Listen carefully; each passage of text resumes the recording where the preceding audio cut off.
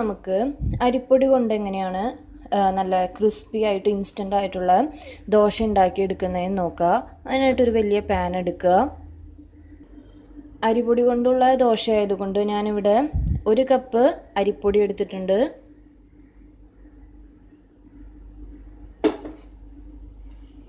ഇനി നമ്മൾ ഈ അരിപ്പൊടി ഒറ്റയ്ക്കല്ല ചേർക്കുന്നത്, അതിൻ്റെ കൂടെ മൈദ കൂടെ ചേർക്കുന്നുണ്ട്. അപ്പോൾ ഞാനിവിടെ ഒരു 1/2 കപ്പ് മൈദ എടുത്തിട്ടുണ്ട്.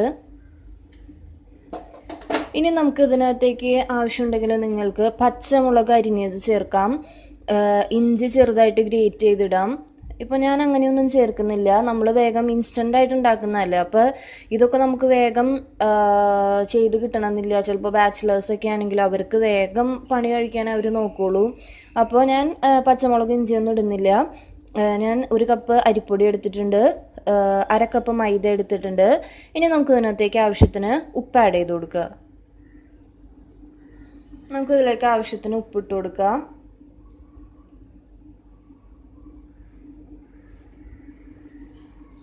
ഓക്കെ, ഉപ്പിട്ടിട്ടുണ്ട്. ഇനി നമുക്ക് ഇതിനൊന്ന് കൈ കൊണ്ട് നല്ലപോലെ ഒന്ന് മിക്സ് ചെയ്തെടുക്കുക.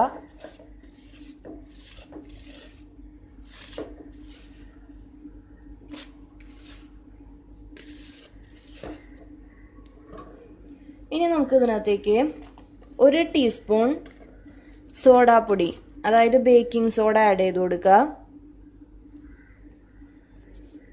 ഇതിലേക്ക് ഏകദേശം ഞാനൊരു ടീസ്പൂൺ ബേക്കിംഗ് സോഡ ആഡ് ചെയ്ത് കൊടുത്തിട്ടുണ്ട്. ഇനി നമുക്ക് ഇതിനകത്തേക്ക് ഒരു ചെറുനാരങ്ങയുടെ നീര് ഒഴിക്കണം. അപ്പോൾ ഒരു ചെറുനാരങ്ങ വേണ്ട, ഒരു ചെറുനാരങ്ങയുടെ പകുതി എടുത്താൽ മതി. അതിനൊന്ന് നല്ലപോലെ സ്ക്വീസ് ചെയ്യുക.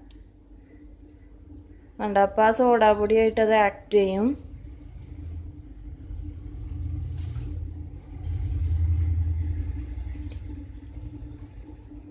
ഇനി നമുക്കിതിനെ ഒരു സ്പൂൺ വെച്ചിട്ടൊന്ന് നല്ല പോലെ ഇളക്കി കൊടുക്കുക.